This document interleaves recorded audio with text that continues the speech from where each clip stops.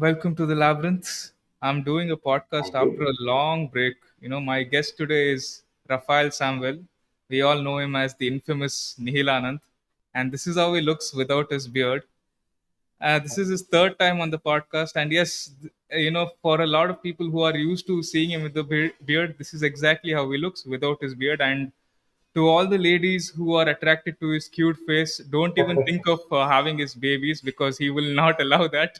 And and the reason why he will not allow that, for those of you who don't know him, is because he's an anti-natalist. He believes that having children is unethical, and he dreams of human extinction, more or less. So, Raphael, welcome back to the Labyrinth. Thank you so much. I'm honored to be here for the third time.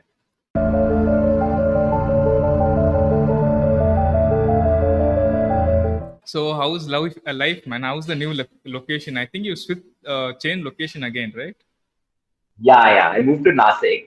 So I just I needed a change. Goa was way too quiet and I needed a little bit of hustle bustle, a few friends around, etc. So yeah, I wanted to be closer to Bombay also because I had some work here. So yeah, I just moved here. It's the one weather is wonderful. Yeah. So, what do you do for a living exactly? I teach martial arts. Okay, that is my main this mainstay. Then I started with this new thing called Black Sheep Academy, which is also earning me a little bit of money on the side because it's about a lot of things. Like it's about teaching people, basics about emotions, love, life, who they are, etc. So it's like an extension of Nihil Anand. So, how did you get into martial arts? Where did you learn martial arts or Krav Maga from? So basically, I did 2 years of Krav Maga when I was in college. I was training in Mumbai. And then after that, I went to the Israeli army. So there, of course, there was a lot of training. And then I came back, and then I just sort of fell into it. So people started coming up to me and they're like, "Oh, you know it, so teach me." And then it sort of just became a thing. I had no plan when I came back. So yeah. How did you get into the Israeli army? How- So my dad is Jewish, and what happens is they allow volunteers from all over the world. Anyone who's Jewish and anyone who thinks they want to contribute to Israel can go there. So then I just sort of ended up there. okay, that's something. Every time you're here, I'm learning new things about you. Yeah. So, tell me a little bit about being Jewish. What is like? I mean, here in India, we don't meet many Jews. Right? We don't know much about Jews or Judaism. So, what does it have to do? Like, how does it feel to be a Jew? And what kind of rituals do you guys have? Well, I have never been ritualized, so to say. Thank God. I mean, my father was anti-religion, Okay. technically. But yeah, there is. I mean, as far as I can see, there is a lot of dancing and eating and stuff like that. There's a lot of chilling, and it's a bit self-centered, in my opinion, among the most self-centered religions or cultures that I have ever seen. Like I have never seen someone that like they go abroad and they see Jewish monuments, that kind of thing. So I it's not my kind of zone. Like I don't really like the culture. But it's fine. Like it's chill. They are in their own zone and they don't care about anybody else. That's fine. They're not harming anyone. So yeah. Hmm. Yeah. So, tell me a little bit more about this new Black Sheep Academy. So it's basically we have 11 subjects, okay, and it's like a full syllabus. So earlier I used to get people to Goa, and some people who are just like really lost in life, and there are a lot of them I meet through Nihil Anand. So they would they people don't know what relationships are. For example, like we don't teach them how to even talk, to their partner or to anyone for that matter. So I teach them from a point of view of say energy. Like energy is the first chapter in relationships. Suppose relationship is the main one of the major subjects, and I teach them energy. So it's like you and me, like we are interacting. Okay, what exactly is happening? Yes, we are talking. Yes, we are. There are expressions. There are hand movements, etc. But basically, we are exchanging energy. You see. So how does this energy exchange work? And why do people fight? Or why do people get awkward? When awkwardness is a lesser amount of energy, fighting is an excess amount of energy. Okay, so this balance, just this idea. has opened the minds of so many people that, oh, this is how it works. And then you get into the details, what is love, what is respect, what is unconditional love, and does it exist? Okay, that is one thing. Then there is the self. So there's one whole chapter called the self, where we start with personality. So what exactly is personality? Is it important? Does it exist? Are there traits? Are there habits, etc.? So there are like that. There are 11 subjects which I believe that people should know basically, and which I don't think any educational system teaches. Except maybe IB. IB teaches there's a theory of knowledge in IB, which is similar to my theory of thinking, which is in Sorry, that. But yeah, IB. IB, International Baccalaureate. Okay. International what? Yeah, which is baccalaureate. Okay. Okay. Okay. Interesting. Okay. So, what is your idea on the ego and the self? So basically, the ego is a thing we create, or rather is created for us, okay, by society, and it is designed to, ensure that we follow social rules.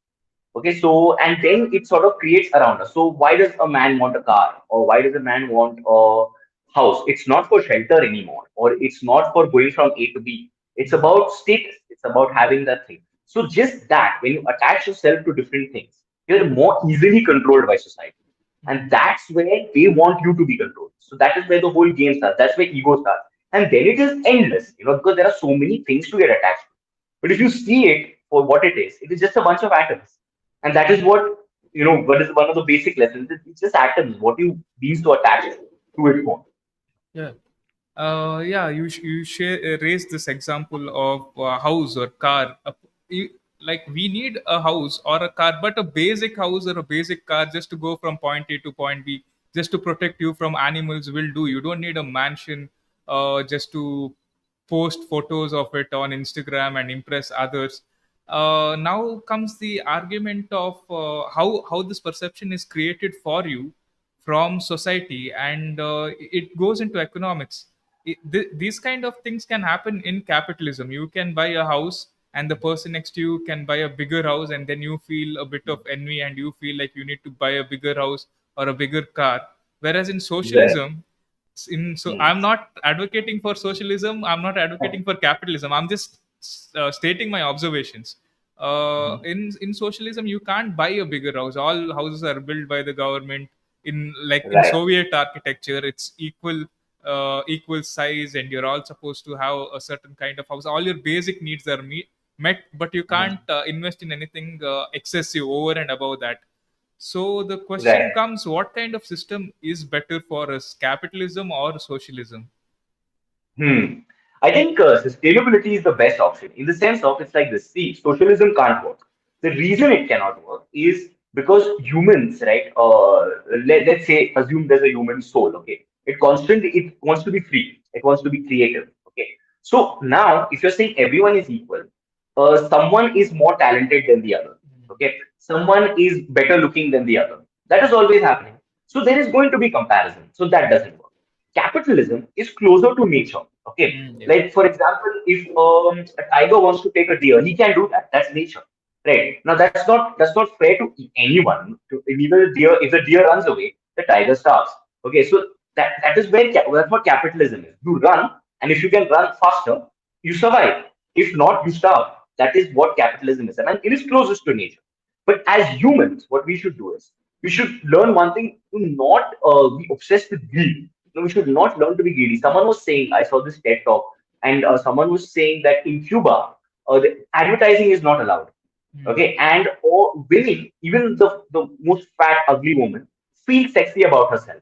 Why is that? And the moment she does, everyone responds to her that way. Men will be hitting on her, and everything is just working. Why is Hmm. that? Hmm. Because there is no advertising. And it's just that they are free. They're free to be who they want, and then they can make their own self image. So it's just this constant, dumping of garbage in your head. That part of capitalism is causing the problems. Otherwise, capitalism works.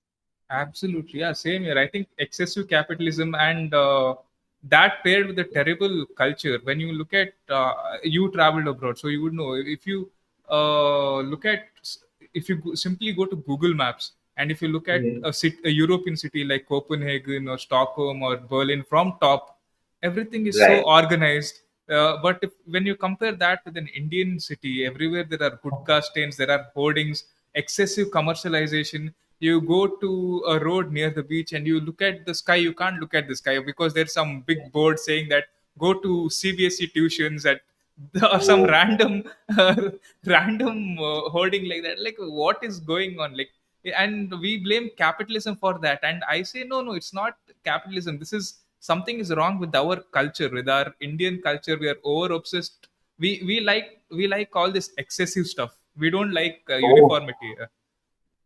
Absolutely. See, we don't like uniformity is fine. It is because everyone is just living. But what happens is it that itself becomes oppressive when we have this kind of culture. And when you're talking about the hoardings of CBSE, like they're not even inspiring. The guy on the body left, he's just dead. Like Like, yeah. what is why do you want me to do this? So we have created what our problem is now. We are confused between capitalism and our culture, what we call our culture, which is actually most of it is just British culture. Okay, this idea that we have to become something, we have to earn money, all this, and yet we want simplicity. So this khicha tani jo bolte hain na, that is what is destroying our minds basically. Hmm. Okay. Let me go slightly off topic. Okay, slightly more controversial. Let's talk about something fun. Are U.S. school shooters Always. doing? Yeah, are U.S. school shooters doing the kids a favor? Wow. I don't know. I mean, see, I mean, it's very difficult to think about it. It's like in the US. I mean, I assume that the education is slightly better, and that they have slightly better lives than us. So from that point of view, maybe not. But then finally, it's really about consent. It's like you're killing the guy obviously without his consent. So it is. Are they doing the kids a favor? I don't know. But are they doing the country a favor? Maybe, because there is this whole theory that they say that if the oh, this is really controversial. If the dumbest people on earth are killing each other, why stop them? And they're really, this is really stupid. Like, why would you allow guns, so many guns at one point of time? Mm, And then there's the whole other aspect that parents are complaining about this. Oh my God, gun, my child. Why are you having the children? It's been a problem for so many years, and yet they continue. Yet they have gender reveals. Yet they have these parties. They're just living in this nonsense hope. So it clearly shows how stupid they are. mm. And then it's going to end up like this. That much stupidity is going to end up like Yeah, I mean, I slightly disagree with you on this. Go that. on. Yes. Okay. Well, when see, I mean, I'm not an anti-natalist. I don't know if I'll have kids. Mhm. Maybe I will. I don't know. But you know, even I don't know why this question popped in my head. Like, are U.S. school shooters doing the kids a favor? But I feel like the only person who I can ask this question is to you. And uh, see, why are there so many guns in the U.S. in as far as I know, the reason why the Second Amendment exists is because people became so fearful of the government. They said, Mhm. you know what, let people have the guns, so that if government tries to do too much gun masti, if they try to become too much dictatorial, then Right. the people will have a militia. But right now, too much rights with no responsibilities is also a problem.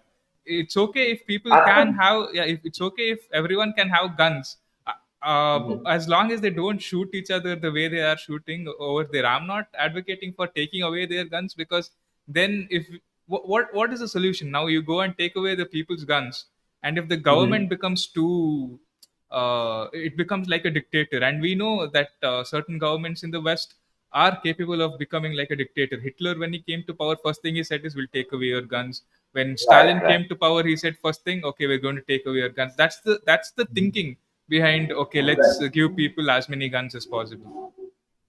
No, no, I absolutely agree with the gun laws. Okay, I'd love to have a gun and all. But basics, like if someone clearly has mental issues, okay, or if someone is just not licensed, you're giving guns to anyone. Okay, that does not make sense. And that's fine. Okay, you don't want to do that. Then don't complain about school shootings. That is going to happen. So it is you cannot have one and the other. Even in Black Sheep Academy, we have a subject called freedom. So it's simple. There are two lines of freedom. You can't go below a certain line, because then the people will go against you. Like if you oppress them, they will go against you. If you go too much, it's like a domino. It's going to fall upon you. Okay, so today if you see American society, the way it's collapsing, it's because of all this. If you give too much freedom, it doesn't work. You cannot have too much freedom even in the jungle. Okay, even in the jungle, you have a snake can bite you, a scorpion could come and bite you, anything. So you have to be careful. So there is a limit. You cannot go beyond that. Yeah.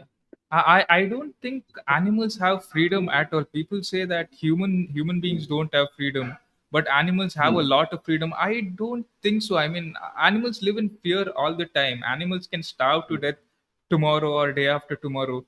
I can have a Yeah. podcast with you because I know that there is food in the kitchen. That is also a sort of freedom. I don't understand why Hmm. some people say that animals have more freedom than human beings. In certain ways, yes, they do. They don't have to worry about debt or mortgage or inflation. But despite all that, we are living a much more comfortable life. Overall, definitely, definitely. Like whenever I observe animals, especially birds, okay, they're constantly looking around, looking around, looking around. Like I don't want that life.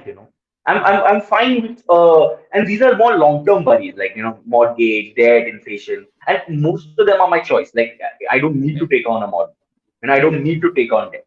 So, and at least we have a choice that in case anything happens or in case things go really bad, I can always end my life. They don't have that choice. A dog on the street, it starves, finished. It does not have the option of taking on a life of crime or an option of ending himself. So yeah, I don't think animals are free at all. Yeah. Okay. Uh, does your life ever get boring? Because I'm imagining that a person Hmm. like you, Hmm. it would be difficult for you to be around a lot of people. It might be more difficult for you to make friends compared to the average person. uh, So, yeah, so does life ever get too boring for you? why do you think it's difficult for me to make friends? Because of the way I think. Yeah, of course. I mean, if Hmm. you say that, oh, people shouldn't have kids, like why do Hmm. people have kids at all? Like it's okay if a child dies in the womb. It's it's that's a good thing. If you say something like that, obviously people would maintain their distance from you. Right, right, right. So what happens is actually it helps me lose relatives. That is the main thing, because the people who are the earlier generations are more rigid. But thankfully, I'm quite lucky actually, because even I used to think that if I start expressing early days when I used to think about these things, I thought if I start expressing, I lose friends. I didn't actually lose friends. I gained a lot of friends, and the ones who disagree with me disagree very respectfully. They're like, okay, that is your opinion, but overall, there is in this whole generation, and especially the younger generation, because now I'm dealing with teenagers, and I'm trying to explain the same things to them, and they are very, in fact, they are on the other side of it. They are very suicidal, and I'm trying to get them to okay, don't go to that level, but try and understand where what life is first. So it is helping, like it helps me actually gain friends, helps me gain the important ones at least, and it helps me lose the idiotic relatives. So Do things like family, relatives, religious community, neighborhood, these things which we are trying to rebel against, or which at least what the anti-natalists rebel against, do these things have some use, practical use, even in this day? they don't have any practical use as of today, except when a child is being raised. If at all people are having children, when a child is being raised, there needs to be some level of community, some level of social skills, etc.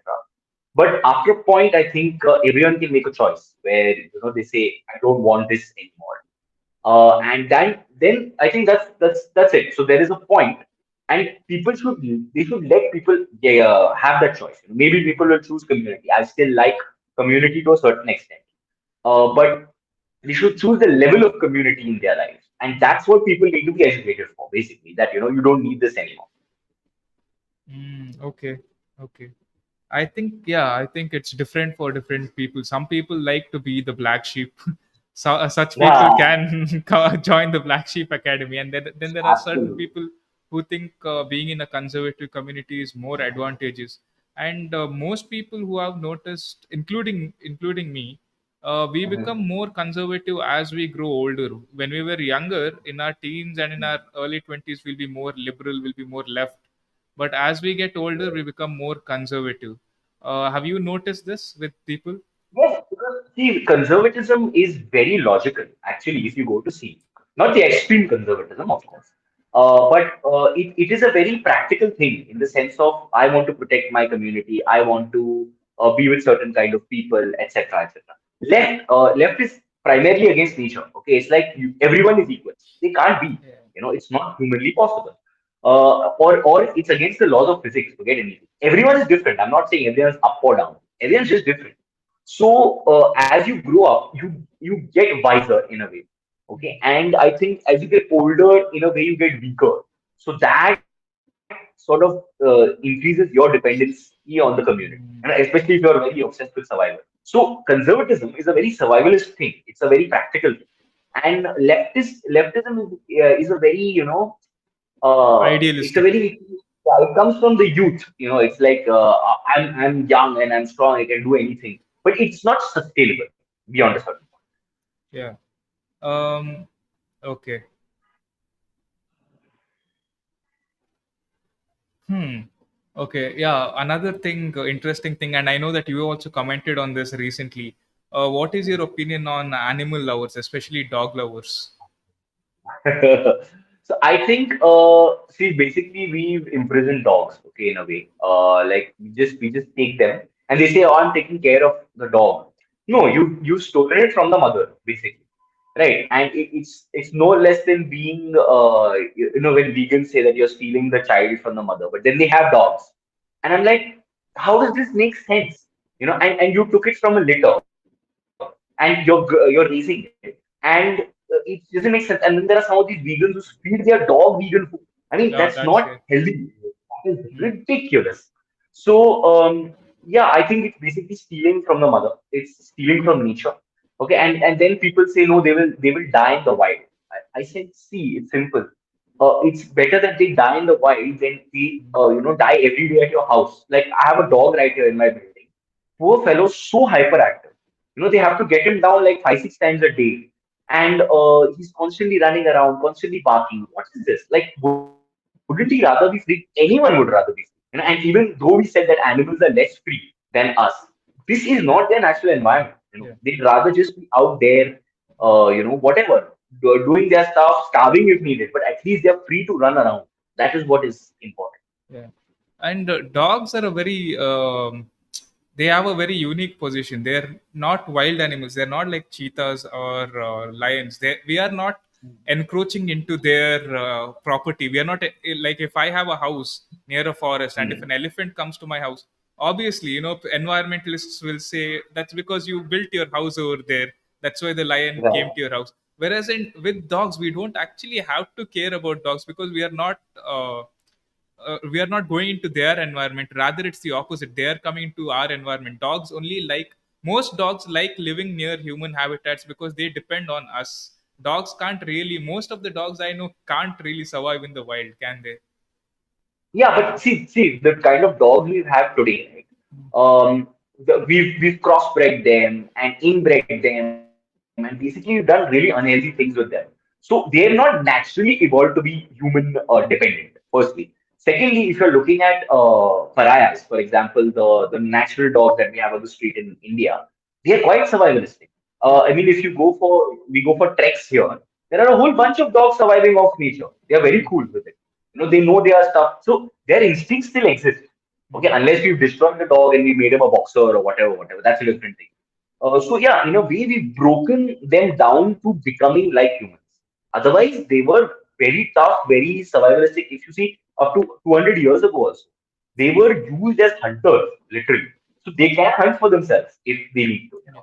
Yeah, I'm completely okay. I have a more nuanced opinion when it comes to dogs. I'm Mm-hmm. okay with people adopting pariah dogs, but when I have a problem with people getting huskies in India, like what are Oh, you doing? Like, the weather is not meant for Siberian huskies in Mangalore or in Bombay, and you're getting yeah. huskies, and then you're labeling yourself as an animal lover. No, you're not getting a husky, or you're even if you get like something like a Pomorian or a Doberman, it's not because of your selflessness, it's out of selfishness. Now tomorrow if I get a dog for myself, I will make it very obvious. Like I will tell myself, look, I didn't buy that dog because I love that dog. I got that dog because I love myself, and I got that Mhm. dog for myself, for my pleasure, for because because I get some pleasure out of looking at that dog Right. bark or whatever.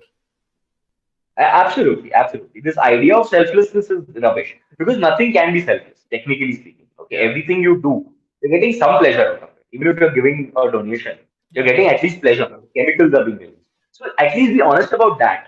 And these are just an ego trip. There is no question about it. yeah, absolutely, yeah, yeah.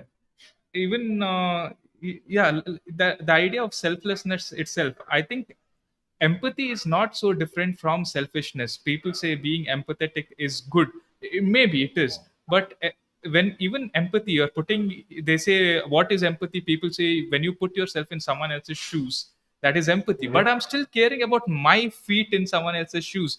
Why do I go to an orphanage and give money to the orphan? Does that really make me a good person? No. I'm giving money to the child in the best case scenario is because I want to feel good.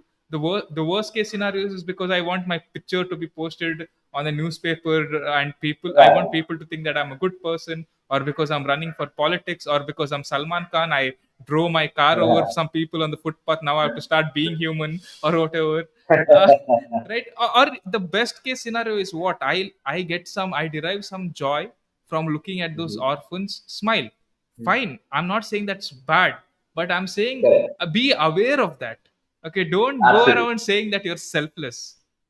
Absolutely. Even in BSA, where I've said Black Sheep Academy, there's one subject called unconditional love. Okay, and I've said unconditional love is the most selfish thing because it is not dependent on the way the person is reacting to you. You are just happy with the person's existence. So you are deriving the joy from the person being there. So it is extremely selfish. I don't agree. It is extremely selfish. Yeah, So yeah, that's true. People should just admit it. yeah, even during Mother's Day, when people say when I was born, the first thing that I saw was my mother's beautiful face and the way she fed me, and they get very poetic. It's the baby's survival instincts, it's the baby's selfishness that Absolutely. actually helped it. As soon as it saw a breast, it's like, okay, I need to suck on that breast to be alive, and that selfishness is Yeah. good. So celebrate that selfishness and stop looking at that as love or empathy or whatever. Exactly. These are all Americanisms, that they just want to obfuscate our thought process so that they can make us consume, give us hope, make us consume. But if we come to the truth, we won't consume anything. We just chill. Yeah. And going back to that whole animal lover, dog lover thing, a lot of dog lovers say that we humans are the worst. I disagree with that again. I don't think Mhm. we humans are the worst. I, in fact, think that we humans are the best, because despite Okay. we have the most, yes, we are destroying the our presence, our activities are destroying the environment. It's filling plastic in the ocean, but Right. we are sitting and talking about, a lot of humans sit and talk about veganism, we sit and talk about saving other Mhm. animals. No other animals do it. Okay, dogs don't talk about preserving the lives of Mhm. other species. Okay, lions don't talk about preserving deers. We are sitting and doing it. And if you Mhm. gave the power that humans have to any other species for even a few days, the world wouldn't exist. If you give the nuclear codes to a dog, and if it was capable of understanding the science, the world wouldn't exist. Mhm. I think we are only far more intelligent than other species, and we don't know how to deal with the consequences of our intelligence. But I don't think that we are the worst. We are just far more intelligent. It depends on what you look at intelligence as, in the sense of is intelligence the ability to destroy? Okay, so if that is the ability to destroy, then yes, we are the best at it. But then again, who created those nuclear weapons? When you're saying that if I give it to a dog and he understands the science of it, but we created it, right? So we have used that intelligence for lots of wrong things. And the other aspect is that we are not intelligent as a species. We have a few intelligent people, okay, who create great things. and the rest of them are just voting for it. The idiots who would have died in the jungle today have not died because of medical science or whatever, or because we believe that they have rights, and they are also voting. So a large number of idiots are using a phone which an intelligent person has created, and of that, a few intelligent people are talking and getting things forward. But overall, we are not an intelligent species. We are a clueless species actually. There's this very famous saying that says people are more clueless than they're evil. So that is, and we have this power. So we are misusing, it does not matter, but we are just clueless now. Okay. You spoke. Hmm. You said that majority of the people are stupid. So, is that could that be the reason why democracy is a failure? Would we be better off under an authoritarian dictator? I would say anarchy in a way, Okay. because yeah, the most intelligent, the most powerful guy takes over, and that keeps like there's a constant new blood. With democracy, yes, it is a failure, but I think it is the best option we can the best option we can come up with. That is what I feel.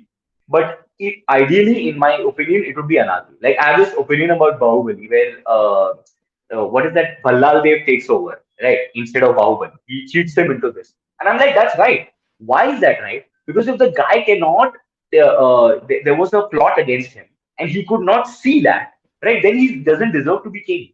Because tomorrow, if he was king and someone plotted against him, he would not see that. So what's the point?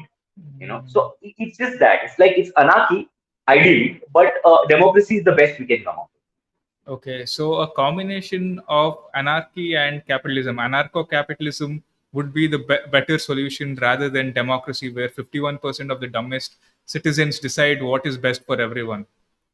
Yeah, that makes sense, absolutely. Okay, perfect. Because I get a lot of anarcho-capitalists on this show. I've Hmm. got an anarcho-capitalist economist called Madhusudan Raj, and when they talk about anarcho-capitalism, they don't talk about chaos or whatever. They said that anarchy will actually bring in order because people will be more careful. Because Hmm. if there's no government police, who's going to? You Hmm. will obviously think twice. You will probably learn Krav Maga. Everyone will have to learn martial arts. Everyone, Yeah. it'll be like back in the day. Our grandparents basically lived in a more in sort of an anarchist society where they didn't have the Hmm. kind of safety net that we have today. So I it's absolutely.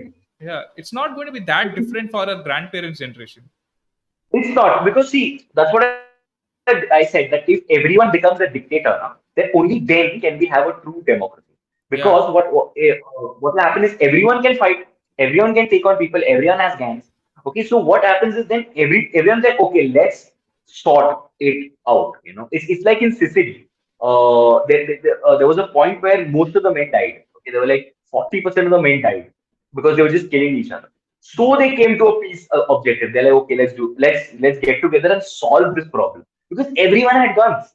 You see, so that's what I believe that everyone must be prepared. Everyone must be ready for war. Only then can we have some level of equal society. Yeah, yeah. Some kind of peace through strength. And going back Yeah, to anarcho-capitalism, I even get people like Johan Tengra. I don't know if you heard of him. yeah, He's I also saw it. yeah, he's also an anarcho-capitalist. He again propagates the idea that taxation is theft, which is something I sort of believe in because you take taxes from some people and you give Mhm. a ration or whatever to another group of people, or someone else is getting taxed so that substandard roads are being built in my area, or some Right. statue is being built, or some minister's car is being cleaned because of my taxes.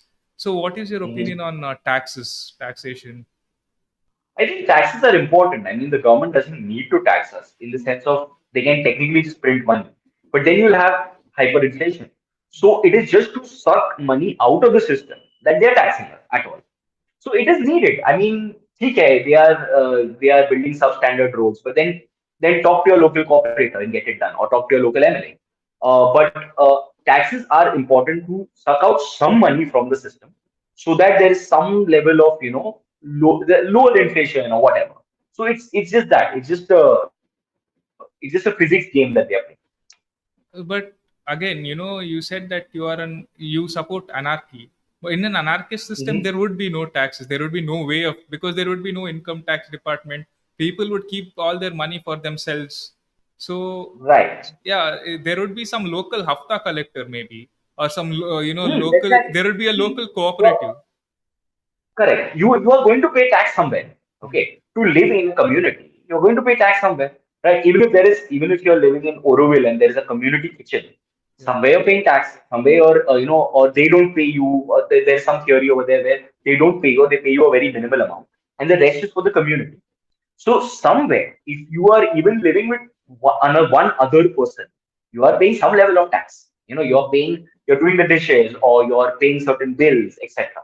So that is bound to happen. So there is always a price to pay, and that price would rather be money than violence. Hmm. Okay. Okay. Uh, okay. So, what did you think about the recent, my last podcast with Jayant Bhandari? I know you've seen that, and Oh, I love it. yeah. What did you think about it? I just, it was such a different, refreshing view. And I've always had that view. I'm like, what are look at the number of people running today. They're literally, and even Sadhguru has said this, that India is an open jail. Okay, people are just waiting to leave. Today, you go to the Canadian embassy, the American embassy, the Austrian embassy, the French embassy. They are full. They have up to 2.4 million people in the line just to take interviews. Okay, so what is the issue here is not really, it's not Modi, it is not the politicians, it's nothing. It is us. Okay, and we have this horrible attitude where we believe that like I said, we are stuck between two worlds, and we just want to keep हमको झूला झूलना है. So you will never get anywhere, neither spiritual nor materialist. So what are you doing? Like, what exactly are you trying to achieve? So that is why anyone who's little bit educated, little bit materialistic, whatever, is trying to run away to another country, literally run. Yeah. Even I'm actually trying to leave the country because I have certain materialistic aspirations. In Hmm. India, you can't really achieve if you're a person who has some kind of materialistic goals, and I think some kind of materialistic goals are required to live a good life. If Yeah. I'm paying some amount of taxes, I would want decent footpaths to walk from point A to point B. First of all, I don't like paying taxes because I'm more of that, that okay, I don't want to be taxed, that kind of a person. But if I am paying taxes, at least I Hmm. should get good service in return. If I'm living in the Absolutely. Netherlands and if chalo, I'm paying a huge tax, okay, fine, I don't want to pay, but at least I'm getting something in return. I'm getting good healthcare, I'm getting good footpaths. Here I'm paying Right. taxes for what joy? I don't understand. Yeah, that's true. But I mean, here, come on, we are essentially paying I also find it very negligible tax from that point of view. And secondly, even if you don't pay, like even if you're not earning a lot and you don't pay, it's not a big deal. Like no one cares. Yeah. That is so that it really, I like that trade-off, where if I don't want to pay, I don't pay. Or if I'm paying a very minimal amount and I cannot walk on the footpath or I cannot I don't have proper roads. It's a very small price to pay. So it's really about what you want. It's like I can never leave India because I get so bored. Like I cannot walk straight on a footpath or have perfect roads. Beyond the point, I'll just be like, this is so boring. But for someone who has, or even someone who just wants to work, they want to go to work, work well, excel at work, and come back home. That's it. That you cannot do in India. That is not possible. So if someone wants to do that, and increasing number of Indians want to do that, increasing number of Indians are getting educated abroad, understanding how it works. They should go, and I encourage them to. Same here.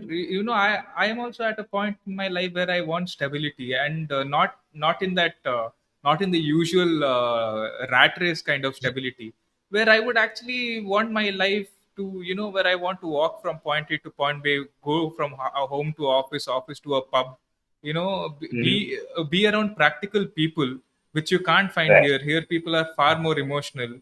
So yeah, Oh for yeah. those reasons and for many more reasons, I would want to go away. But I found what you said right now very interesting, that if you went abroad, you would find things too boring. And this is Right. my slight accusation on you, is that you Mhm. actually want to be in India because then you can complain about things. And No, good. okay, you can look at the high fertility rate and you can say, oh, what is wrong with these people in slums? They're so poor, they can't take care of themselves, and they're still having kids. But if you go abroad, where the fertility rate is very low and people are having high standard of living, where people are making far more sense, then you will have very little to complain about. Do you get some joy out of complaining? No, it's not about complaining. I don't complain much about India. I'm very fascinated by the mindset. I'm like, where does this mindset come from? Because it's very unique. I'm like, it is an Asian mindset, but it takes it to another level when it comes to India. So I'm very fascinated. That is one issue. Secondly, I complain about people abroad even more because I'm like, when I look at them, and they are into this what is this transgender? They're Yeah. asking 10-year-olds to top off their stuff. Oh, And then fuck. this Yeah. is not done, man. So I have more complaints about people abroad, technically. But it is not about that. It's more like, when I'm walking on the road or I'm talking with somebody, I'm playing Super Mario, basically. So I'm jumping like and you make one mistake and you'll fall into the pothole or you'll go into the manhole or something like that. So for me, that is very important. That Super Mario or even the like when someone is playing loud music, suppose, okay? There was a lady playing loud music the other day, and I went up to her and I'm like, "Why are you playing loud music? It's 9 in the morning." So she like, "No, what is it?" And then the neighbors came and she's like, "She's a lady. How can you do this?" Okay. Mm. So I'm like, what if I'm a Dalit? Should I go to the Dalit or go to this? So, they were also shocked. So this game, I love playing it. It's not about complaining. So Yeah. I have more complaints about people abroad. So it's just Super Mario for me, and that's what I love doing. Yeah, even I don't understand these Western, the first world people. They don't have the third world problems of hunger. So I feel like they're inventing new problems now about with regards to transgenderism, where they think they can just throw gender out of the window and say, oh yeah, yeah, kids can now take hormones and they can chop off their penises. And someone like you who believes that we should not have kids, even you understand kids far more than these people who are having kids, and now they want to say that okay, this guy's a boy but is playing with dolls, therefore we have to chop off his penis and give him estrogen. It's gone too woke. Ridiculous. It is absolutely ridiculous. I don't understand how they allow puberty blockers for children lesser than 12. It's stupid. I mean, the kid does the smallest things. I mean, when I was a kid, obviously at some point I would like to play with dolls. Okay, at some point I would see my sister wearing a pink dress and I'm like, why can't I wear that? So that is just how we are. Okay, we are experimenting with our hormones, with our own. This we are trying to see where we are. But until the kid is at least 18, they should not allow this. It's ridiculous. So yeah, it is going. Yeah, they're just creating problems. You're right. They have no other issue to talk about, basically. I think the Western civilization is collapsing now, right now. Yeah, definitely, definitely. There was this rat thing. There was some guy did a experiment with rats, and he did it 8 times or something. And he gave them unlimited food. Okay, unlimited. They had everything that they wanted. And the men, the male rats, okay, they sort of lost libido, and the women became more manly. They took charge, okay, of more things, and eventually the whole thing just collapsed. Collapsed in the sense no one was having children, etc., etc. And then they were eating, like there was cannibalism. Even though there was food, there was cannibalism. So they were just creating their own problems. So that's exactly what is happening with the West. I forgot the name of the experiment, but yeah. Mm, okay. Okay. The first time you were here on the Labyrinth, you said you support BJP, which Hmm. kind of makes sense in a way because you don't like humanity to us, and I think they are also taking humanity in the wrong way. As in, I'm not anti-BJP.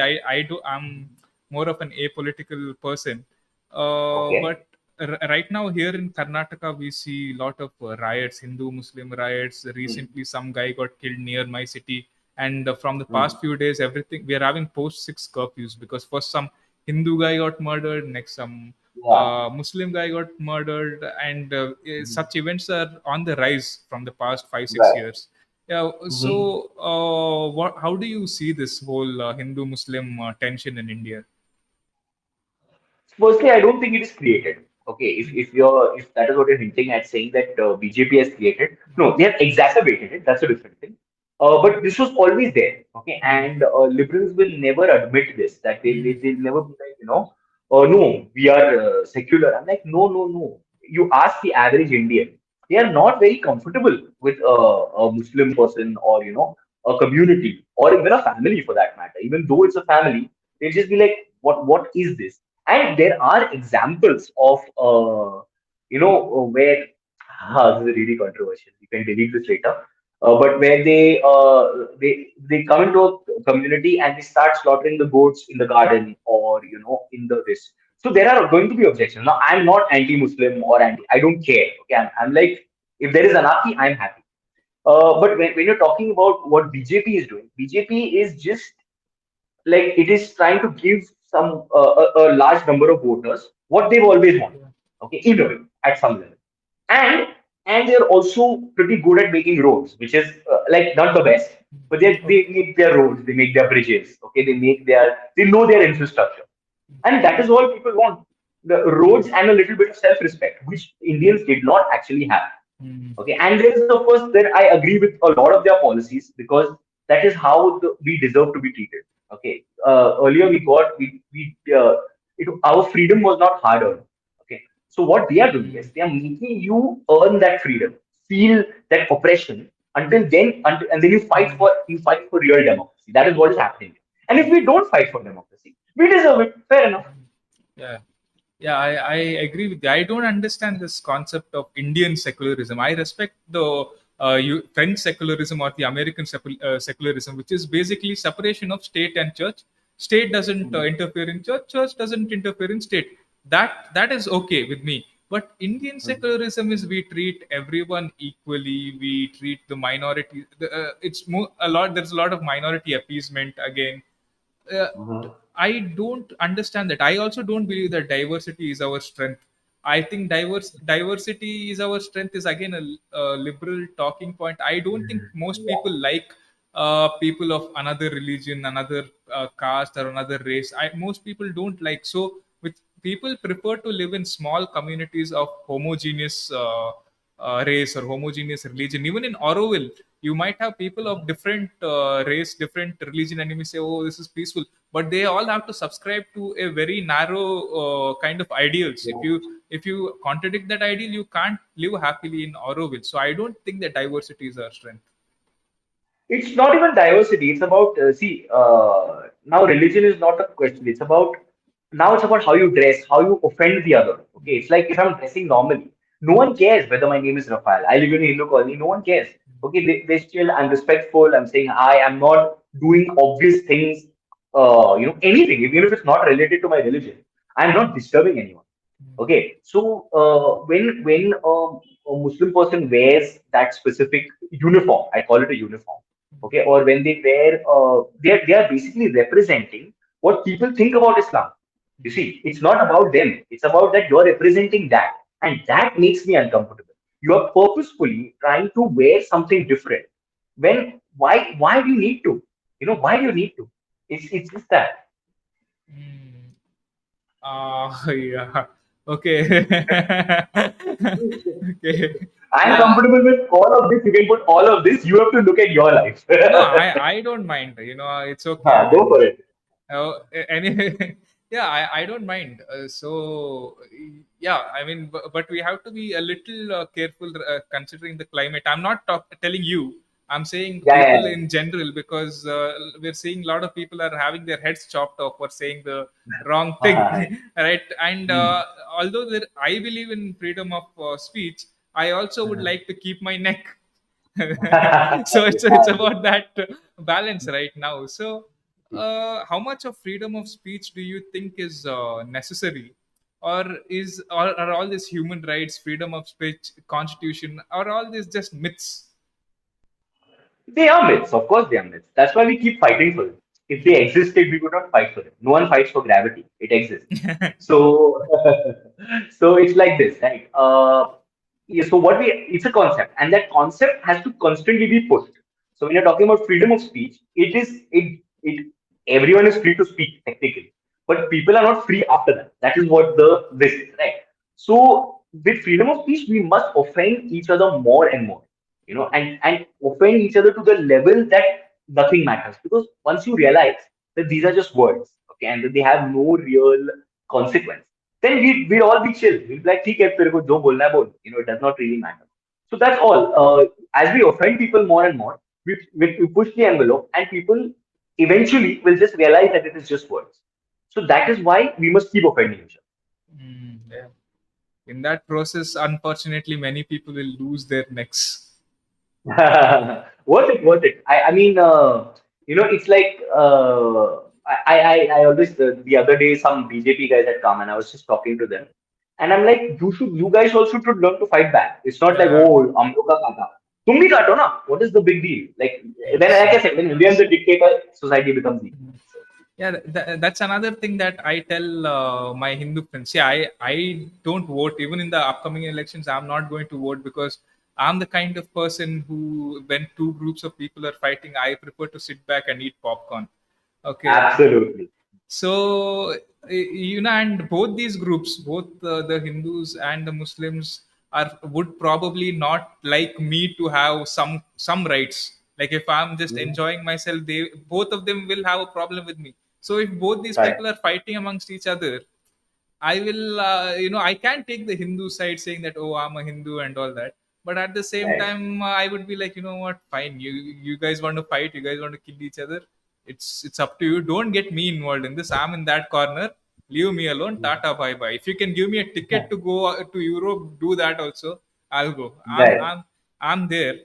But yeah, you are right. Where you said that you told BJP people, even you guys also learn. Actually, a lot of the right-wing Hindus, they say that right now we are in a very difficult state, but our ancestors, our ancestral Hindu kings were very good. We were scientifically advanced. We were very intelligent civilization. I asked Right. them a very simple question. If that is true, then how did the Muslim invaders manage to invade us if we were Exactly. intelligent? And if we were truly an intelligent civilization, we would have colonized Africa and Europe, not the other way around. Portuguese and the French wouldn't have come here and colonized us. We would have colonized them, but that didn't happen. Absolutely. So, what is this whole idea about our ancestors were very intelligent and all that? So basically, what I think is, see, let's assume that they were intelligent. Okay, so they were intelligent in a very, let's say, spiritual way. I'm just going hypothetical here, and it was a very inside sort of, let's go inside, let's think about us, our lives, etc. So the thing is, again, they cannot divide this intelligence. What they think is, we had materials. Ravan could fly. Okay, but that flying also could be just a result of going inside yourself, and going through, or imagining things. You could even imagine things beautifully. So either you admit that the civilization was, going inside, which basically what Sadhguru keeps saying, that it was all about going inside, or even Osho says this, that it's all about going inside. Or you say, yeah, and you say that we were not into materialism, simple, Yeah. and they were into materialism. They were on the other side of the spectrum, so therefore they could take us over. So what these guys want to say, it's that's why they say, that's why Hinduism was invented after, after all the monotheistic religions came, and then they sort of shamed us in a way. So therefore we say, no, Hinduism, अपना भी कुछ है. अपना कभी कुछ नहीं था. We were Sanatan Dharma or whatever. So they have to, this nuance nobody will get, of course. So that's why they say we are great, our kings were great. Boss, we were conquered so many times that it's not even funny. And we've only had, I think, two or three empires ever. One was the Ashoka Empire, the other was the Gupta Empire. I think there was one more. That's it. So what are you so proud about that? Or what are you proud about that? Unelected king came and killed people and he got land. What exactly are you proud of? So Exactly, exactly. And I'm a very practical person. Just like how you said, you tell the BJP people, "Arey, you also go and cut people's heads." A lot of right wing Hindus, they make fun of Christians. They use this word rice bag to say that, look, these Christians, they took bags of rice and they converted. So I tell them, why don't you guys also do the same? No, like there are 200 million Muslims. Most of them are living below the poverty line. So many poor Christians. If you like, think practically. No, you have rights. Your government is in power. You do the same. No, what's stopping you? Instead of cribbing on WhatsApp by sending forwards all day, do something. Yeah. Give people food. That's all I'm saying. Like, what are Christians doing? If at all, what you're accusing them of is giving people food. So why don't you give people food? And we have zero proactivity. I was going through this the other day, where we have learned to defend ourselves in the sense of cybersecurity. It was about. We've learned to defend ourselves. So we are building an army of defense and all. But we've not learned to attack. Why don't you go and attack China? Why don't you go and hammer them?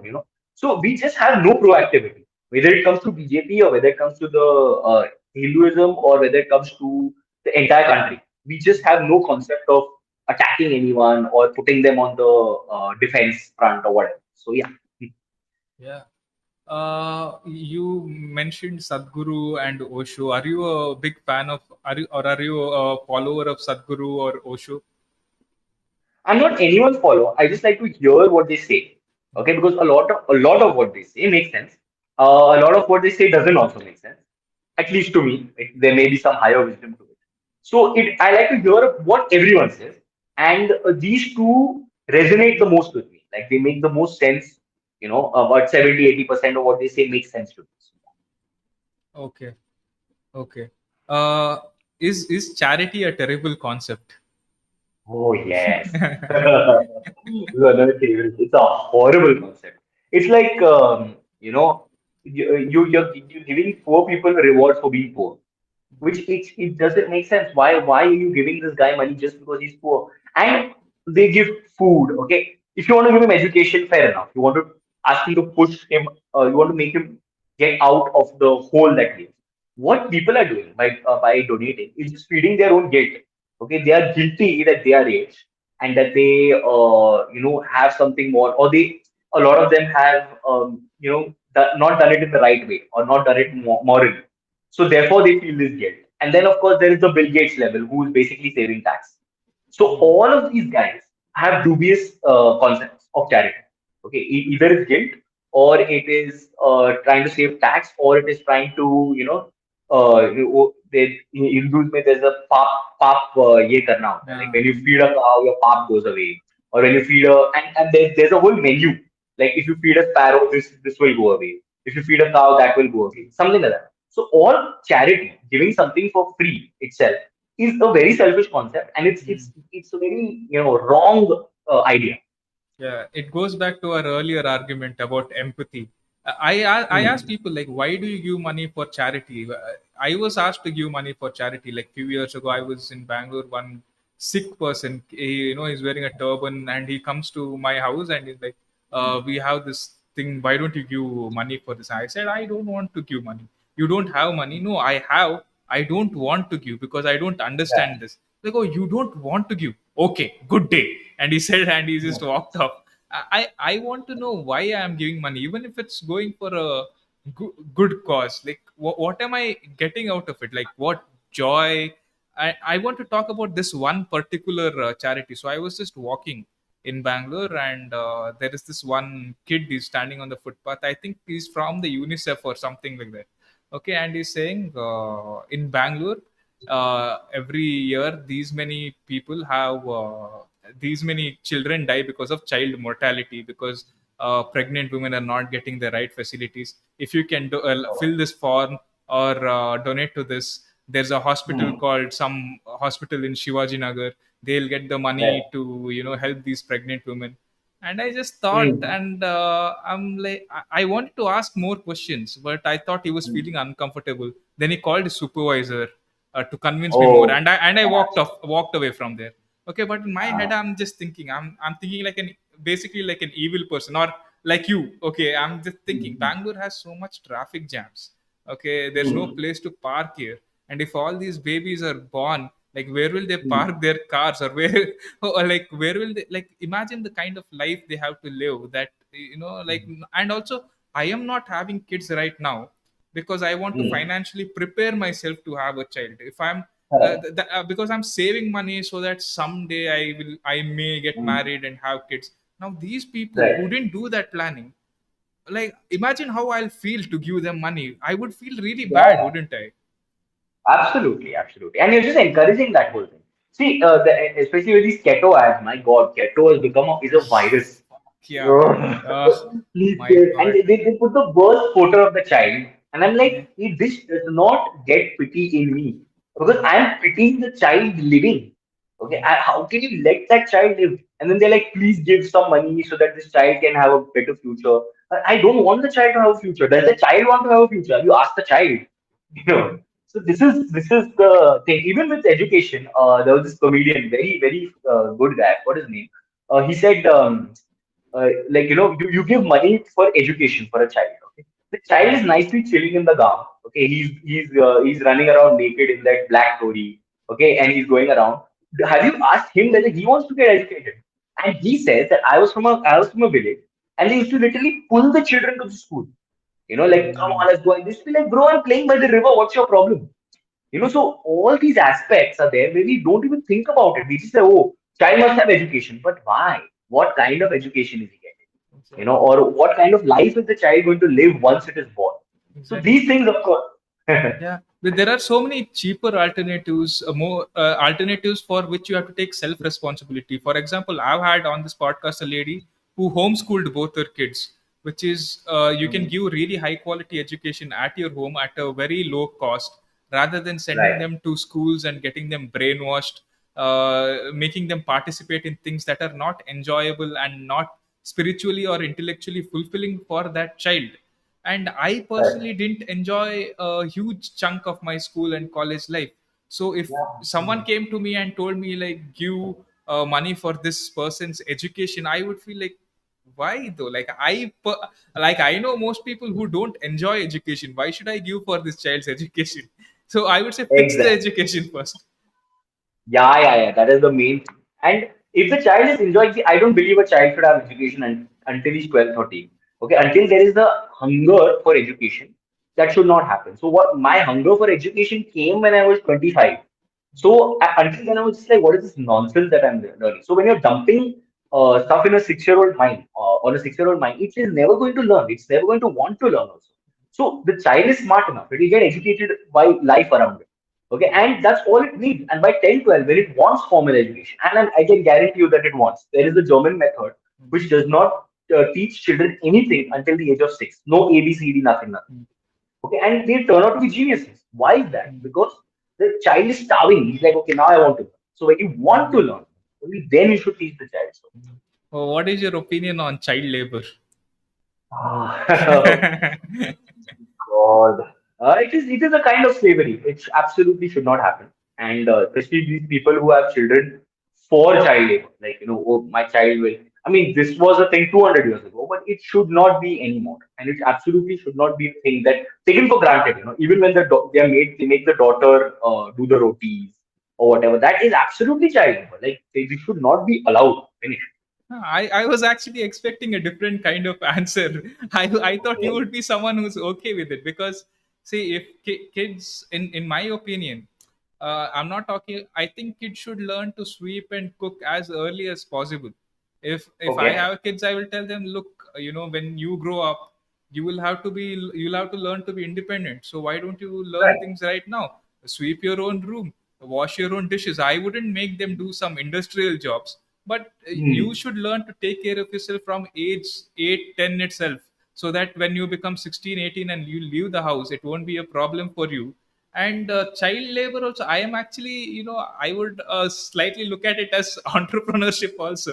Like if okay, I think in India especially, a lot of kids are not allowed to work at age 14 at a supermarket as a clerk, whereas in the west, Oh, that. there a lot of kids start working in the supermarket at age 14. That becomes added pocket money for them, and they understand capitalism rather than shunning it, rather than saying, oh no, we need socialism or whatever. They understand money, they understand savings, investment, Right. taxes. So that kind of labor, I think, is beneficial for us. See, for us, it's all about how mature the society is. We are not mature as a society. Okay, so when you see a kid, what the store owner is going to think, oh, I can misuse it. That is what is going to happen. There is a certain respect for that profession. Okay, and then there is also the whole thing is, if I look at someone working in a store, like Indians will be like, "Arey, ye knocker hai," kind of thing. But if like abroad, if I see someone, I can still imagine he'll become Bill Gates tomorrow. So Hmm. it's all about the culture. So if we can change the culture, nothing like it. But I don't think so, because there are Indians who've gone abroad and are still with the same nonsense culture. If you see that, what is that thing on Netflix? It was about marriage, Indian marriages or something. There was that Uh, Seema Masi and all. Even there, the lady is saying, "I want at least 3 degrees. Otherwise, I will not be able to show my face in society." Why are you living in the US? And she was born in UK herself, and she still has that Indian attitude. So, and hmm. I'm sure she would not allow her kids to work at 14, 15, for sure. So that attitude, until we change it, child labor does not make sense. Like the kind that you are talking about. And when it comes to home, like working at home, even that I feel should be a hunger thing. It should, like for example, during lockdown, when I was forced to do everything myself, I appreciated it more. And I learned it fast, because I've seen people do it, right? And I learned it so fast, and I made good food, and I screwed up, and I experimented, and etc. And I eventually made good food, or whatever it was. So that hunger should come from within. It should not be forced upon you. And it will Okay. come, because we have a survival instinct. I yeah, we do have a survival instinct, but the survival instinct is taken away from kids because of too much pampering. Kids are Oh, given that is too much fancy clothes. Kids are put in big tuitions. And Mhm. to just tell the neighbor, see, I have put my child in the best tuition, best CET tuition. He's only 12, and I've Mhm. already put him in ICSE tuition and this and that. You just let them be. Like I would tell my kids, go if I have. I would tell them like go Mhm. roam in the woods. What will happen will Yeah, happen. absolutely. That CET thing is not the pampering, it is destruction. But yeah, giving them clothes, giving them all that, as absolutely, give them what is needed, okay, and ask them to go and play. Just go and play. I don't care about anything else. So it is my dream to have an orphanage, and it's sort of all of them just play, man. Just go, fall, enjoy yourself. It is when you stop them from doing natural things, that is what pampering is. And you make them do unnatural things, that is torture. Hmm. Yeah, okay. Now for some really weird and funny questions. On Twitter and on YouTube, man, whenever I have guests, I ask people, what kind of questions do you want me to ask Neil Anand? And people leave lame ass questions, dude. So I'm not even going to include them. Uh, Right. so this is a funny question. Uh, aren't most anti-natalists incels pretending to be intellectuals? Ooh, I'm definitely not an incel from that point of view. But see, what happens is, now a lot of the initial crazies, anywhere, any movement, okay, the initial crazies are always some form of incel. Okay, like because, or not incel, or they have probably some mental issues, or probably they, because they're crazy enough to say that this is me, basically. And then all the more sane people come in. So it is always going to happen. If you're saying anti-natalists are incels, firstly, I don't think so. A lot of them are, because they are very good-looking people, a lot of them, and I'm pretty sure they get a lot of action. But even if you're saying that, it is possible. I'm not saying no. And the initial people, the initial like few hundreds, will always be some form of incel, or some form of there'll be some little bit of mental issues or adjustment issues with society. That is why they are rebelling. And once that becomes mainstream, then all the normal people will come. So Okay, more you been around the anti-natalist community communities in India. I know you've been to Bangalore and few other places meeting the yeah. anti-natalists. What do Mhm. most Indian anti-natalists want? Are they saying that we don't want to be forced to have kids, or are they saying that no, nobody should have kids?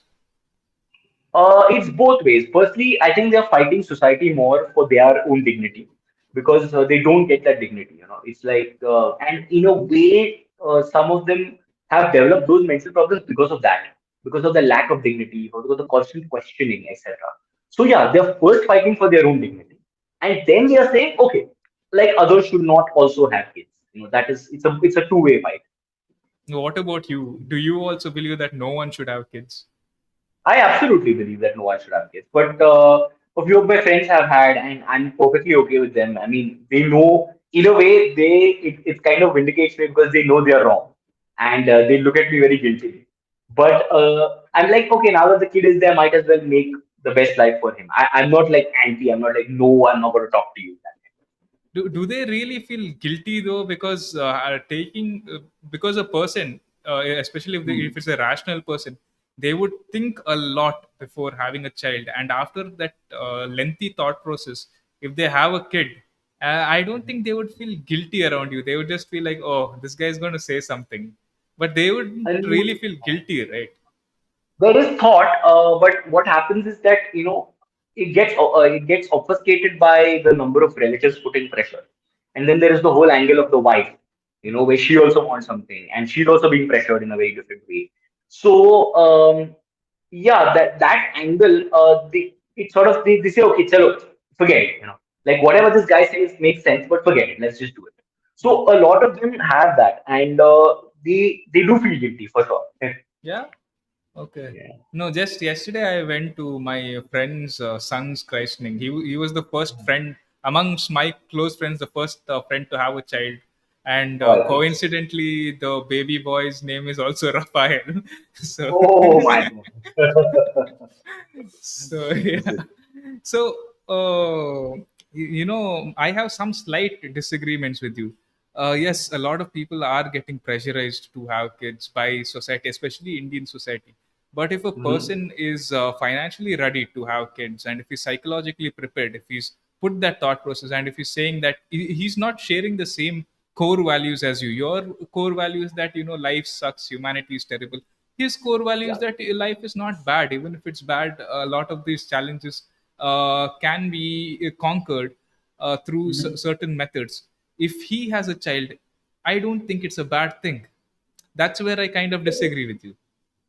Right. So if this same argument was put to me, say 10, 15 years ago, I wouldn't have had a problem with it. But right now, see, if you're educated and if you're looking at the news, okay, the way things are going, do you think your child is going to survive it? Or is he going to live a good life? Or is he going to be happy? It's just that. Okay, we are running short of food. 2.5 billion people are on the brink of starvation. We are on the brink of a recession, and a very major one. Okay, we still have a pandemic, and we have another one among monkeypox included. And it's just going to get worse. We just started at the we are at the beginning of the vortex. So, do you think your child is going to survive and survive happily? And even if you have resources, so what? Finally, if like for example, the Chinese bank, they suddenly their money was taken away. Okay, so and today they are protesting or whatever. But the point is, your resources are just an illusion to a certain extent, unless you've made a bunker and you're that rich and you have gunmen and etc. That's a different thing. But even then, that's not going to be a life of freedom. Okay, so the way things are going right now, my point is more about right now, and the number of disasters that are coming to us, at the speed of light, basically, is what we should take into consideration before having a child. Okay. Again, I disagree with you because I don't think the world is really that bad. Because Okay. right now, because COVID-19 has a survival rate of 99.97%, and it barely affects children. And the upcoming Okay. monkeypox, which is most likely not going to be a pandemic, in my opinion, even Okay. WHO has said that it mostly affects homosexual men, Hmm. and it is not. It's barely. It has barely affected children. And yes, Okay. while there are pandemics, recessions, there are so many ways of protecting yourself. You can protect yourself from inflation by financially planning your life. That's why I said earlier, this person has financially prepared. Maybe he has bought gold to hedge against inflation. Maybe he has invested Okay. in mutual funds. He's bought a patch Mhm. of land. He knows how to live off grid. So this couple, they are completely awakened. They are aware of the issues, and they have made sure that their upcoming children are at the minimum risk of world events. So that's why I All said right. financially prepared and psychologically prepared as well. Can these people have kids? I don't think so. See, we think we are prepared, okay, but the kind of disasters that are going to come, even in 2019, we could not imagine that the pandemic would lead to such. a large disaster, which is basically an economic disaster more than anything. And in India, saying that the this has killed is as a 99% survival rate, I think it's killed much more people. It's just that we don't record all those deaths. That's another issue. But if say you're living in Mangalore, which is basically a seaside town, okay, and the whole beach starts collapsing, okay, if you have a house by the seaside, that starts collapsing, or there is a building and there is salt water rot in your this. How are you going to like? How many disasters can you take on? How many this at one time are you willing to take on and live a happy life if you can? But I am not going to base my life based on your hypothetical situations. These examples that you gave, these are mostly Hmm. hypothetical situations. What if your house collapses? What if this happens Okay. to your child? It's mostly hypothetical situations. I'm a person. If a rational person would look at statistics, he would say, hey, look, actually the chance of bad things happening to my child if I plan my life is very less, so why should I worry? All right. So in 2010, there were 3 million climate refugees. Okay. Today there are 70 million. Okay. There are, on an average, 7 to 10 million new refugees a year. And these are rich people, by the way. Arnold Schwarzenegger's house was burned in one of the forest fires. So it is only a matter of time before it comes to you, right? People are not talking about it enough. People are, of course, if you see social media, you'll see how many people are genuinely affected and are genuinely homeless because of this. How many people are moving away from forested areas because of this? How many in England? Okay, there are reports of already 10 to 12,000 houses have dropped into the sea. Okay, so you don't think this is going to accelerate? I mean, it's a question to you. Okay. Yeah, I definitely don't think refugees should have kids. Okay, when I see refugees having kids in UN humanitarian camps, I'm like, why? Like, my first Hmm. question is why? You can't take care Correct. of yourself. Don't have kids. Hmm. I'm only talking Right. about certain groups of people who know, who have hedged against those risks.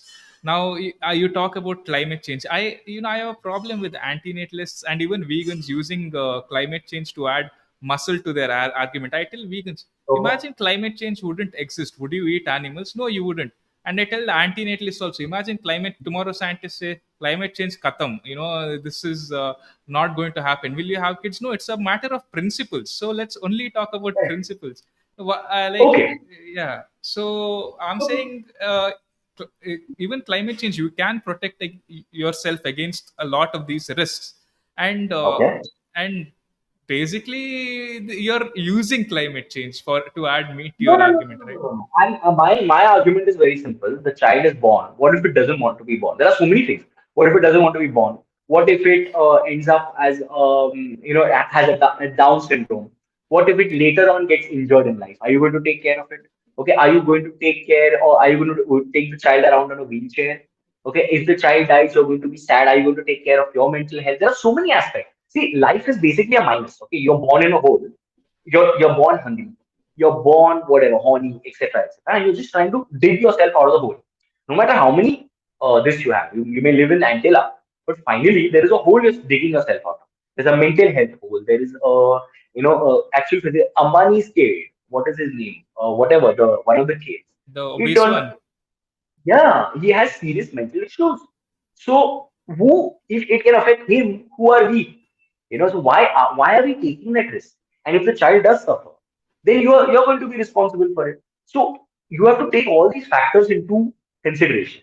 And climate change is an addition to the argument. I agree. Okay. Again, the disagreement can go on and on. Hmm. But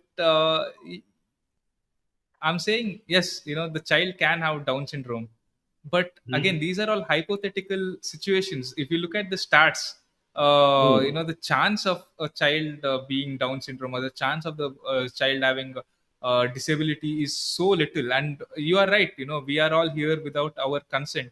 But then the question is, how do you ask a child for consent? Number one, and number two is, most children who are here, who have grown into adults, who are all here without their consent, most of them are Hmm. okay with it, including me. Like, yes, my consent was not asked, and I have a lot of problems with my parents and my relatives, but I'm Correct. actually like, okay, what to do? Like, I'm here. Like, I'm okay with it. Yeah, okay, you may be okay with it. But see, my point is you are taking a gamble with life. Okay, you're gambling with life. So what my main thing is that you must admit that. Okay, what most parents are like, no, life is beautiful. No, it is not. It is not. There are a thousand horrible things that happen to you. Okay, and even if you're looking at all those aspects, there is an expense. There's a major expense on the child. So that is there. It is going to mess with your mental peace. It is messing with the woman's health. Okay, so there are other aspects too. We are not women, are not designed the way women, like the way humans stand today. The womb has not evolved to that. We are actually supposed to be walking on all fours. We are monkeys. But the womb has not evolved that fast. And therefore they have back problems. They have asthma problems. And related to pregnancy. So there are so many aspects. Like there's the woman aspect, there's the financial aspect, there is the mental health aspect, there is the food aspect, and there is the climate change aspect. Yeah, So if you can take all these into consideration and say, I'm basically gambling with life, yeah, then it's okay. Okay. it's definitely a gamble. I mean, life is all about risk, but it's, I think, to you it's about core principles. Your core principle is that life sucks, humanity sucks, and life is not worth living, and everything else sprouts from that core principles. Most people don't have the share those core principles with you. Most people's core principles are, yes, life is a gamble, life is risky, but it's worth it. When they have that as their core principle, everything else will sprout from there, that it's okay to have this. My real problem is that people don't have core principles. That is where my real problem starts because most people have not even thought about it. When I challenge them, right? At least you have debates. You can say, okay, your core principle is this, and you have a certain core principle. Most people don't have it. They just like, nahi, but karna tha. Arey, even educated people, like my aunt, she's on the board of Cadbury and all, and we had this big fight, okay, and she got so angry. Okay, and I'm like, why are you angry? Just debate with me. So even she had not thought of her core principles. She was telling me, no, you must do something in life. I'm like, what do you want me? Tell me, guide me. She's like, no, there is one thing you must do and you must take it through. But why? So all that, all these things people have not thought about. My point is, okay, you want to have a kid. But at least think of what you are doing. That is all I'm trying to, Yeah, put here I into agree with you. I think where I agree with you is Indian uncle and aunties should stop telling others to have kids. And I want to talk to you about this recent example where this North Indian couple, they went viral recently for suing their son and daughter-in-law Oh, for not giving them grandchildren. yeah. That was crazy, man. But it was good. I was very happy because that was like a declaration of the natalist war. That means things have become so bad. Okay, that means enough people are not having children that it is becoming an issue for the older generation. So when the natalists rebel, that shows that you are important. Because when I put my thing out, right, it was like, okay, people rebel and people are angry, but no one took it seriously. When this happened, so many people posted about it that it shows, okay, now this is the thing. That means actually enough people are not having kids that it is pissing people off. And that's where the whole, once the war starts and we are taken seriously, we'll reach importance. Okay. So, religious people have principles based on a myth about the afterlife. They say Right? that you have to behave really well in this life, really moral or ethical from their standard, from their viewpoint, Yeah. and make certain Right. sacrifices in this life so that in your afterlife you can experience heaven or Jannat. And this is Hmm. not real. This is not real. Here you have to make sacrifices so that you can enjoy in heaven. And Hmm. they have no proof to support this theory of afterlife, but they still believe in it, and they propagate it. Now you and the anti-natalists believe that non-existence is bliss. Before being Hmm. born and after death, the non-existence is Hmm. sweet. But the currently we are existing, and this existence is bad. But do we Hmm. really know? That is another question that I ponder upon. Because how do we Hmm. know that non-existence is good? Does non-existence even exist? Oh, good question. See, there is obviously something that is not in existence, right? In the sense of if there is something in existence, right, there's a point where something doesn't exist, right? There are so many people who have not been born, for example, or there are so many atoms that don't just are not there. So, is it possible? Yes. If they are threatening us with an afterlife, My point is very simple, that if you're not happy now, how will you be happy then? Okay, if you've not learned to be happy now, and most religions are basically telling you that heaven is a state of mind. Okay, they even Jesus said that the kingdom of God is within you. So if it's within you, be happy, just enjoy life, and then that vibe will be taken to the afterlife, if at all.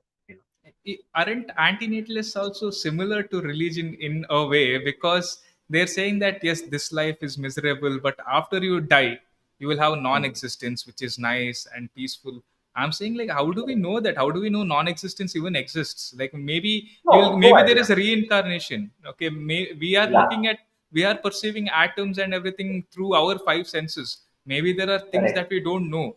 There are Yeah, people who believe in the Hindu concept of Advaita or non-duality, that spirituality and materialism are not two different things, that life and death are not two different things. You are the dream right. and the dreamer.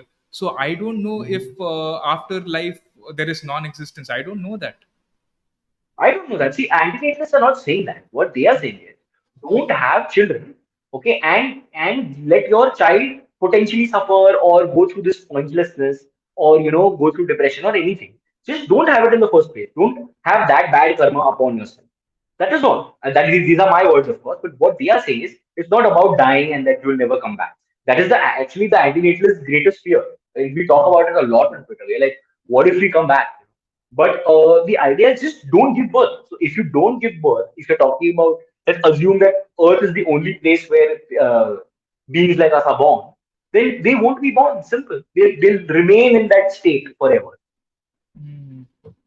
Yeah. Yeah. Hmm. Yeah. So you were again, these arguments are very interesting. And Hmm. you were earlier saying that, see, the world is becoming worse, climate change and recession and Hmm. inflation. Why would anyone have kids now? Our Hmm. grandparents who lived through times that were far worse than us, they had worse pandemics. They didn't have modern medicine like we do. They lived through wars, and yet they gave birth to 10 kids. Today we have so much comfort. You press one button, food comes to your house. You have so much more time because the washing machine is washing your clothes. You are not putting so much physical labor. So technically Correct. we can actually have more kids, right? I mean, compared to them, we Yeah. are living in better times, not worse, right? So it's like this, right? Just because they were stupid doesn't mean we have to be stupid. That is the first thing. Secondly, let's talking about the comforts that we have. What are these comforts based upon? They are based upon the unlimited nature. Okay, that's the fact that we have unlimited nature and we have unlimited this. Plus, there are 8 billion of them consuming unlimited nature. But nature is limited. Okay, so my question is: you press the button and there is food. Fair enough, but what if there is no food? The guy is ready, but what if there is no food? Okay, or what if there is that the inflation has gone to such a level? Today, 2.5 billion people are on the brink of starvation. Okay, that is one fourth of the planet.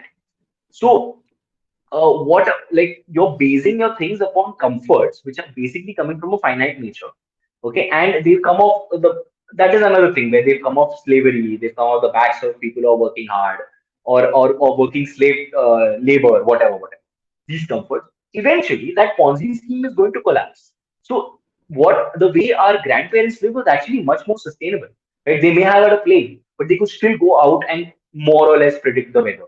They could still go out and they could still go walking around, and there'd be nature, etc., etc. There'd still be resources out there, wood to chop, etc. So that's it. Hmm. Okay. Okay, but don't isn't antinatalism an extreme reaction to the world's problems? For example, if there is Hmm. inflation, people can invest that money in gold or in land. People can do many things to protect themselves from the problems of the world. For example, if I have a pain in this pinky finger of mine, I will put some Okay. ointment there. I won't chop off my entire hand. That's how I view antinatalism to a certain extent. Yes, your child can get Down syndrome, but you can do certain tests. You can do a lot of things to prevent your children from being disabled. You can protect yourself from inflation by following some financial advice. So isn't Okay. that a better approach than, hey, let's not have kids and end humanity? Okay, I have a simple question for you. What is the necessity to have kids? Why? Ah, thank you. Okay, okay, yeah, yeah, yeah. Okay. The reason why I want to have kids in the future is out of pure selfishness. I am not Okay, like those Indian parents who will have kids and say, "I gave birth to you because I'm a great father, because I'm a selfless human being." I right. view myself as an egocentric animal. I'm just like I don't I don't care about empathy or selflessness. You have time, right? By Yeah, yeah, lots of yeah. time. Go on. Okay.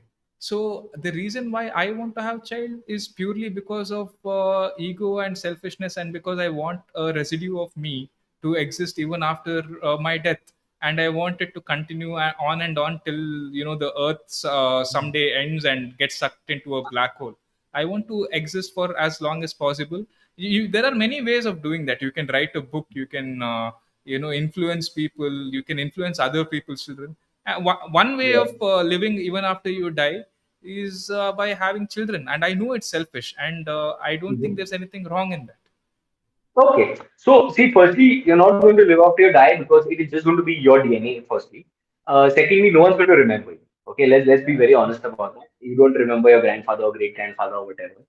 So that is one issue. Secondly, if you are saying you're selfish, fair enough, but you're going to pay a price for it. Okay, now you're saying invest in gold or land, but if that land is taken over by somebody and you don't have the wish to fight for it, or the gold is stolen by somebody, and or you cannot stop them from doing it.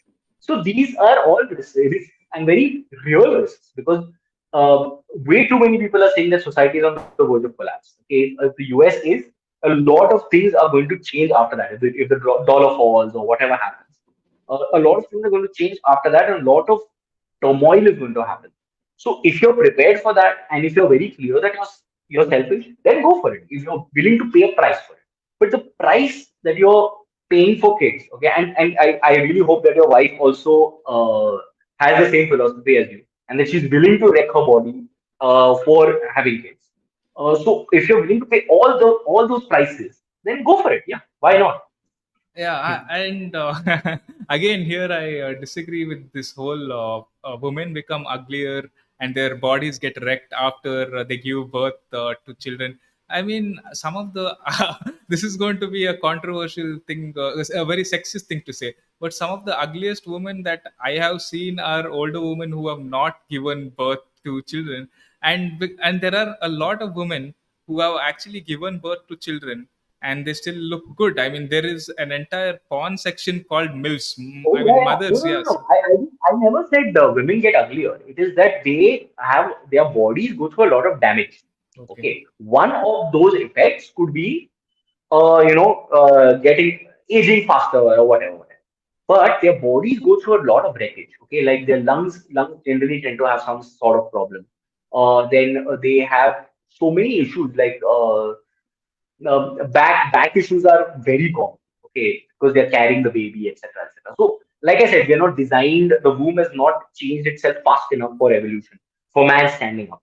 So, and there are many other things like emphysema. I forgot the exact. Anyway, there were like there is a whole list of something that happens to him. Now, if someone really keeps fit and nothing happens, great. But overall, there are these effects exist. Okay, there's anal tears. There is the pelvic bone doesn't go back. Lots of issues. So all that, it is going to happen at some level to every woman or the other. Okay, and there's another aspect of this where the human brain has grown so fast that the child comes out very young. Okay, that the child comes out at 9. Earlier it probably was 2 years. Now it comes out young because the brain grows so fast, and the brains are growing even faster. Okay, so it is going to be create even more damage. If you see so many children are being born prematurely, this is one of the reasons. They're still researching this, but this is one of the reasons. So all this damage is going to happen to the womb. So it is going to happen some way or the other, for sure. I guarantee. Hmm. Yeah, life is a gamble. What else to say? Big time. Yeah, it all depends on are you willing to take that risk. And Yeah. I think that's the core principle where you and I disagree. I Where you and I agree is that yes, people don't know why they're giving birth to kids. People don't know Correct. why they're following religion. People don't know why they're obedient towards government. People have to start thinking for themselves. This is where you and I agree. Where we disagree is on that one core principle where you think that life is not worth that risk, life is not worth that gamble. Why do you Right. why do you want to take that risk? That's where I Correct. where I kind of go in that other angle where I say, yes, life is risky, but there are things that you can do to manage that risk. That's probably the main place where you and I disagree, is what I would say. Right. Fair enough. Okay. Okay, so any closing remarks you want to say? Just why every time I tell people, I just like think, I put this status. It's like it says that it's so sad that you don't even need to mesmerize people to stop all rational thought. Just one old same repeated line, that you keep repeating. People are happy with that, and they're like, yeah, yeah, one must have it. So think, like at least think, and even if you want to do something, assume that all the worst things are going to happen to you, all the risks are coming at you, and know, read about the climate. Okay, now even mainstream media is talking about the climate, so that means it has some this, and that's all. And then you can make your decision on whether you want to have kids or whatever. Okay, that reminded me of one last question. Okay, there Ah, are conservative.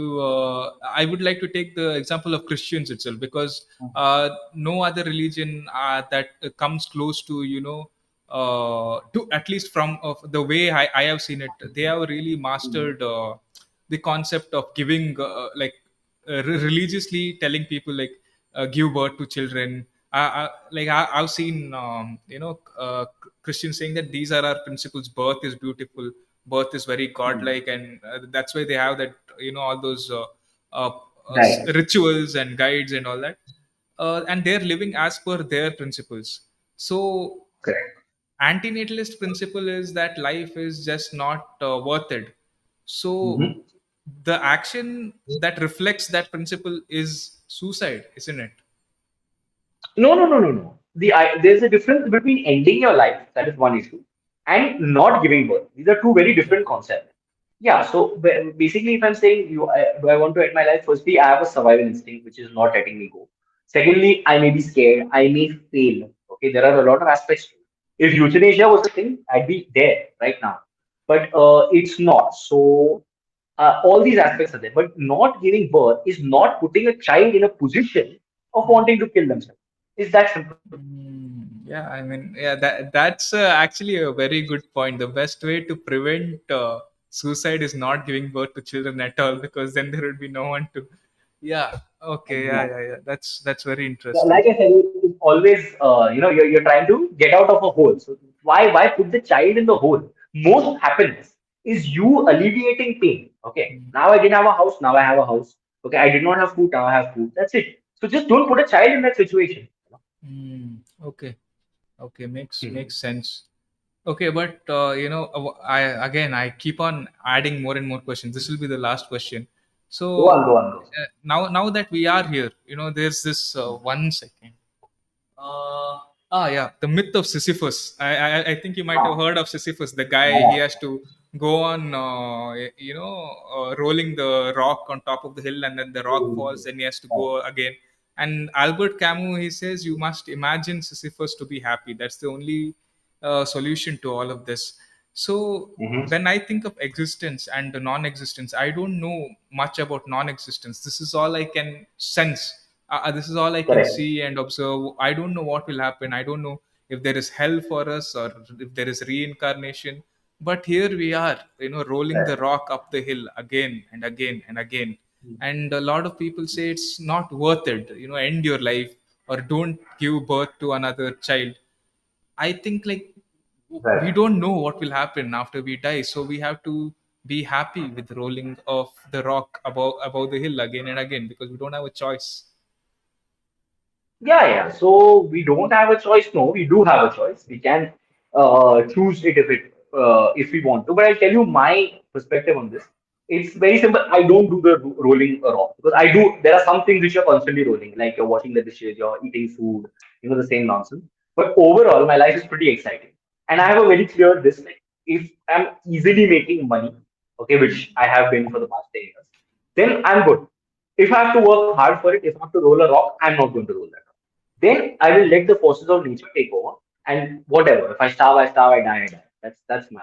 So yeah, that is my thing. I'm not rolling a serious enough rock to say end this. It's just it's fun. So Yeah, even I don't believe in meaningless hard work, which is what most people do in India, yeah, especially. Yeah, even I'm living a very comfortable life. That's the reason why I'm saying things like life is okay, life is pretty good, and all that. If I was that hmm. typical guy being stuck in a Bombay train every day, hanging like this, Oh, yeah, then I would say, you know what, screw this. It's yeah, not so worth. true. Anyways, thanks Neil, or thanks Raphael for coming on the Labyrinth once again. This was a great conversation. Yeah, it was really fun. Thank you so much. By the way, why did you give up on this? Why have you not done a podcast in a long time? uh, I got a job. So Oh, for the past year, I was more or less unemployed. I was doing all these part-time jobs, but it was not making a lot of money. Now I have like a normal 8-hour job, but it's still very relaxed. Like it's work from home. So right. far they haven't given us some serious work, and it's okay. It's not that bad, and Okay. the pay is also pretty good. The pay is decent. I don't Right. have to go to office. I have to work in my boxes and my t-shirt from my bedroom, so I'm like, okay, fine. And Awesome. yeah, I haven't made a podcast from, I think, after 3 weeks. Many of the guests are not showing up on time, and or Oh, they're rejecting at the last minute and things like that. And I also have kind of got bored with the podcast. That's another thing. oh, Yeah, I've been talking to people for a year now, and another thing that I want to do is, I hmm. like how you do. Okay, like some of your older videos where you say why I am suing my parents, why I believe in this. I want to make Oh, videos like that as well in in the future. Like I have some ideas and opinions about life. I want to make such right. videos as well. In podcasts, it's difficult to do. In podcasts, it's mostly me asking a question and me, Correct, getting correct. into a conversation. I want to do more of Hmm. that, but I'm not getting a lot of time right now. I'll have to Hmm. figure that out in the future. Yeah. Fair enough. Good. Uh, all Cool. So right. you'll get that opportunity in my podcast when once I figure out the technology. Yeah, yeah, yeah. Okay, so what is this your podcast? What are you planning to do? I'm trying to, I want to call it rude cast. Okay. It's like, because I'm very rude, right? So, and I want people to be extremely rude like that. That's why I was asked for Jayant Bhandari and all. Hmm. Because just say what is the truth, enough of this nonsense. And I want others to say it, not me. Because I have been shouting it for 3 years. So I'm just like, now let other people talk about it. So even with you, so like you keep interviewing people, but no one's asked you what you feel. Hmm. So just like that. So we go through the whole, yeah, What, I just what want to if try something. what if Uh, people are rude to you? Because I mean, oh, yes. yeah, yeah, yeah. Because Uh, to be fair, I mean, you give plenty of opportunities, or you say plenty of things where others easily feel like being rude to you. Is that okay oh, with that is you? absolutely, that is my dream. Okay. Like, because I don't like it's always been so. So especially when this went viral, it was just so much rudeness. They were just like abusing, and I'm so comfortable with it. Like, I'm not comfortable with being nice and being polite all the time. Like, bolo na jo bolna hai, just speak out. The world would be Yeah. a better place.